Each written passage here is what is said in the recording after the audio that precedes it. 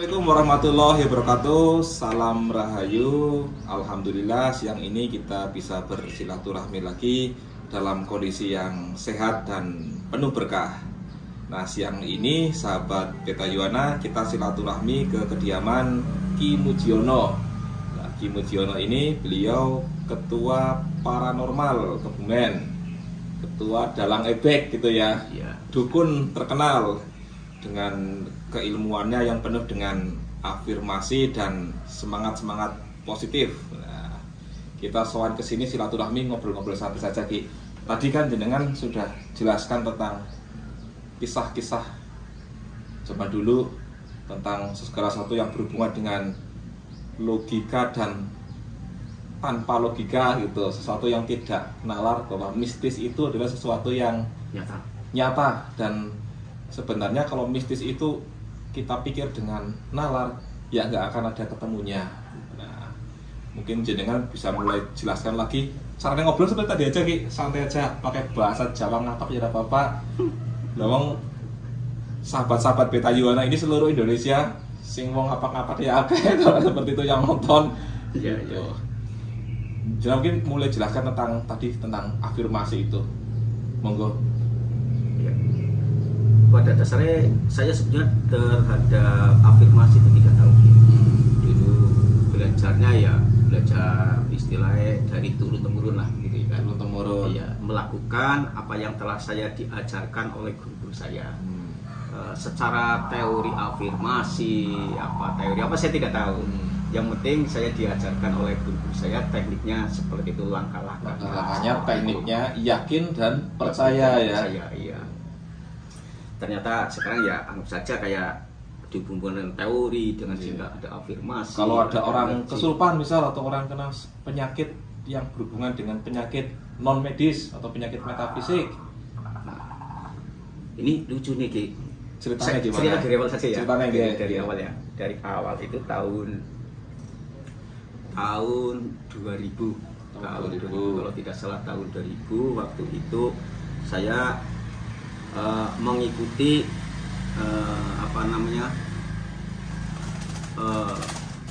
pendidikan pengenalan diri.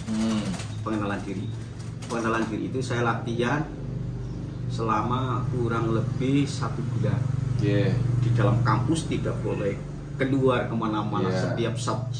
Selama 1 bulan itu dilatih fokus tentang pengenalan diri. Nah, pada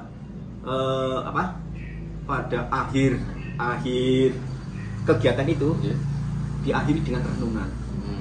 Ini diakhiri renungan. Nah, di tengah renungan, seharusnya zaman dulu kan ada program istilahnya apa ya, renungan malam seperti itu ya. Ini ada renungan, ada puisi di dalamnya. Nah, salah satu anggota tersebut ada yang kesurupan. Nah, itu kesurupannya kenapa itu, Ki?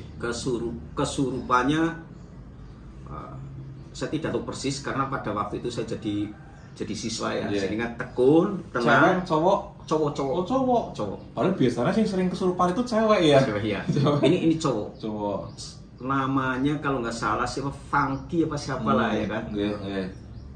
Kesurupannya pada waktu awal-awal angkatan kesurupan ini memang bagus. Kata pakai doa-doa. Ya Allah, ini dan seterusnya ngapura. Ketika orang itu kesurupan, jenengan nangani. Nah, ini ketika renungan semua anggota kan diam, hanya satu menghadapi lilin, semuanya lampu kan dimatikan, hanya satu lilin, tenang. Tahu-tahu muncul salah satu teman saya itu seperti istilahnya deklamasi puisi, deklamasi lah. Ya Allah, ampuni dosaku ya Allah, ya Allah, ampuni dosaku ya Allah. Terus dan seterusnya, lu lama-lama ngamuk. Konslet. Kayak konslet. Kurang ajar kowe, Kang. Aku ora terima pate ini kowe, Kang. Akhirnya kan yang tadinya doanya bagus lama-lama seperti mengerikan. Semua anggota dari yang anggota yang renungan akhirnya berdiri semua, megang karena sambil ngamuk gitu kan. Ngamuk, pegang. Nah, pada waktu itu ya berbagai macam cara ya, ada dibacakan doa-doa dan seterusnya bareng-bareng, tetap tidak sembuh-sembuh. Tetap tidak sembuh-sembuh. Lah, berarti tadi itu dia membaca deklamasi. kalau orang kan biasa kan maca puisi ya, Yeah. tutore maca puisi. Nah, dia terus kemungkinan maca puisi merasakan di situ juga dia terus terbawa berdoa. Berdoa tapi kerasnya luar biasa. Lama-lama ngomongnya bicaranya terus di luar kendali sampai tak bunuh kowe Kang, ora terima Kang. Terus ngomong banyak sekali yang mengerikan lah ya kan. Lah, orangnya kecil gitu. Wah, dari semuanya terus karena terjadi gejala yang aneh, semuanya akhirnya mendekat ya kan. Megang badannya kecil ya, kurus, dipegang orang berapa terlempar. Terlempar lagi. Luar biasa tenaganya. Itu energi bawah sadar mungkin ya. Nah, akhirnya dibacakan bareng-bareng, doa-doa bareng-bareng, tetap tidak sembuh-sembuh. Nah, terus saya pernah merasa bahwa saya dulu pada waktu di Jogja saya pernah belajar di lingkungan keraton Jogja tentang belajar apa itu Ki? Belajar ya salah satunya tentang istilah ya ilmu Jawa lah, ilmu Jawa ya, kuno meditasi gitu ya.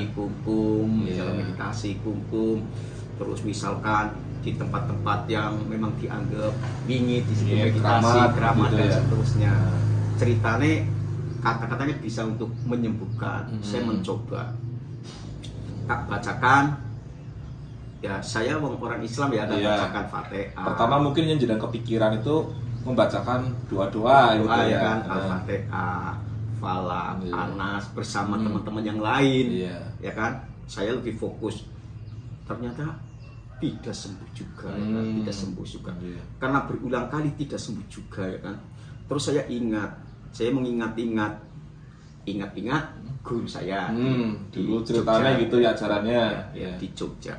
Saya diajari tentang meditasi, kungkum, terus saya sebut nama guru saya, iya kan. Sehingga di sini saya penuh dengan imajinasi.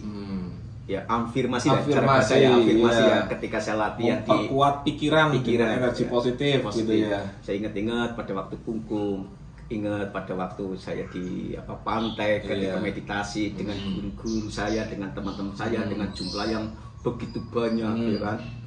Nah, setelah itu terus saya melakukan tangan saya tak kosong. Iya. Kosok ginian, set bismillahirrahmanirrahim, tak usap langsung sembuh. Nah, saya baru pertama kali itu mengalami keajaiban. Kok bisa ya? Aneh ya. Aneh ya. Saya timbul pertanyaan terus, belum pernah mengalami sih kan. Tak bacakan doa tidak sembuh. Cuma saya membayangkan ketika saya latihan meditasi, menyatu dengan alam, melakukan energi, cuma terus kosong tangan, gegem, terusap, langsung sembuh. Penasaran. Setelah pulang dari kampus katakan ya, kampus pulang, tetap hari-harinya saya tetap bingung, kok bisa ya. Akhirnya saya memperkuat lagi meditasinya, kuatkan lagi ya kan, aneh ya kan. Nah suatu saat aneh lagi nih, kejadian lagi. Ada kuda lumping. Zaman dulu kuda lumping. Pertunjukan kuda lumping. Ya, baik lah ya. Baik, ya kan? Waktunya sudah hampir maghrib, belum selesai. Karena ada salah satu anggota kuda lumping. Kuda lumping itu kesurupan tidak sembuh-sembuh. Tidak sembuh-sembuh sampai meronta-meronta kesakitan. Kasihan. Nah, saya merasa kasihan. Saya hanya mengamati dulu. Ora sembuh-sembuh. Saya karena merasa kasihan, merasa iba, saya tak mencoba. Terus matur, Mbah. Belum saya Mbah kuda tak derek biantu nih, Mbah. Monggo Mas ya kan. Terus akhirnya saya ikut membantu. Saya lakukan lagi apa yang saya pernah alami. Nah, saya melakukan begitu, katakan berdoa begini, ginian dia kanan begitu ya, kosok, tak tempelkan, langsung terlempar dan sembuh. Nah, jenengan pun nggak tahu prosesnya itu gimana ya? Nggak tahu, saya yang penting melakukan percaya, mari gitu ya. Mari, sesuai dengan pengalaman yang kemarin. Afirmasi energi yang dikumpulkan ya. Pokoknya artinya saya melakukan pengalaman yang kemarin gitu. Coba lagi, berhasil. Nah, juga saya masih belum apa artinya kok bisa gitu, masih apa ya, masih selalu tetap tidak percaya ya kan, percaya. Suatu saat saya kepengen ada nonton apa kuda lumping lagi, karena pada waktu bulan Agustus kalau nggak salah ya kan, di situ ramai tanggapan kuda lumping ya. Terus juga melakukan begitu. Nah di situ karena saya sudah ada keberanian, pertama sudah, kedua tadi ya sudah ya kan, yang pengalamannya sudah dapat nih ya kan. Nah, ternyata langsung ke sini ternyata lebih cepat, tidak melakukan afirmasinya terlalu lama gitu kan, makan waktu ya, makan lama ya kan, asal pur usap tangan, gegem, dia tok segini saja sudah sembuh dan seterusnya. Akhirnya karena pada waktu ditontonan begitu mungkin dianggap orang pintar, tapi saya sendiri juga bingung juga dianggap orang pintar. Mungkin gitu, saat itulah jenengan jadi akrab dengan dunia mistik, dunia kuda lumping, akhirnya jadi ketua dukun nebek gitu.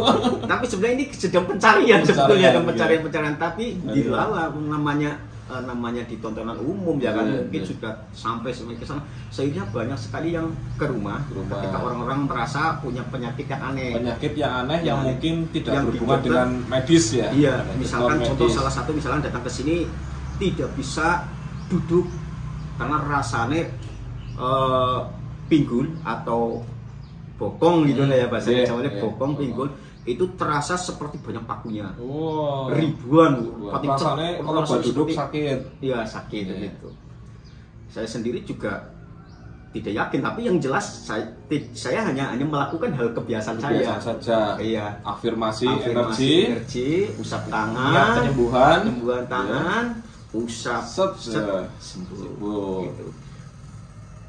Itu terus lagi itu ada yang di kaki, ya banyak lah, ada juga yang di kepala, ada yang di dada, akhirnya berkembang. Ciri-cirinya rasa-rasanya seperti kena paku jarum ratusan lah gitu kan ya. Kebanyakan seperti itu. Biasanya sudah ke dokter, tani dokter tidak sembuh. Sudah berkali-kali. Terus misalkan mungkin sudah ke paranormal kemana-mana, mungkin nggak sembuh-sembuh. Soalnya kadang kan yang namanya dari mulut ke mulut ya. Pengobatan secara non medis itu ya ada kecocokan lah, tidak cocok gitu. Dan dilalah mungkin di tempat Ki Mujiono banyak cocoknya, sehingga banyak yang terbantu dan tersembuhkan seperti itu. Dan kesimpulannya Ki, menurut jenengan sebenarnya mistik itu apa Ki? Mistik kan bisa dikatakan kan sesuatu yang tersembunyi gitu. Sesuatu yang kita tidak tahu, yang tersembunyi, tidak ternalar, tetapi bisa jenengan rasakan dan jenengan bisa gunakan itu sebagai sarana yang bisa bermanfaat untuk banyak orang. Seperti itu. Iya, tidak nalarnya bisa dikatakan sudah di dokter, sudah dipijit katanya dan seterusnya ya kan. Orang nalarnya mungkin menurut dokter ya sudah dicek apa-apa sehat semuanya. Biasanya kan begitu ya kan. Jantungnya bagus, darahnya bagus, nafasnya bagus, apa bagus. Tapi si pasien itu ternyata merasa sakit. Ciri-ciri yang begitu banyaknya itu seperti kena jarum. Ya. Jadi kayak ditusuk-tusuk jarum ya kan. Entah di dadanya, entah di apa dan seterusnya begitu. Rasanya tertusuk jarum. Hampir mayoritas itu seperti tertusuk jarum ribuan gitu. Berarti selama jenengan menangani klien atau pasien itu murni menggunakan energi alam, menggunakan afirmasi, energi sendiri. Pernah nggak menggunakan perangkat atau media-media tertentu Ki? Misal jenengan di sini kan ada pusaka-pusaka, itu menggunakan pusaka atau mungkin menggunakan alat bantu yang lain? Saya tidak pernah. Jadi saya lebih banyak cenderung menggunakan teknik yang seperti hanya saja saya setiap penanganan kemana-mana memang saya kan awalnya saya senang keris saya punya keris salah satu keris dari sekian banyak keris ya puluhan. Saya senang salah satu keris namanya keris putut. Wah ini menarik. Nanti untuk keris putut itu sendiri akan kita bahas di part yang kedua.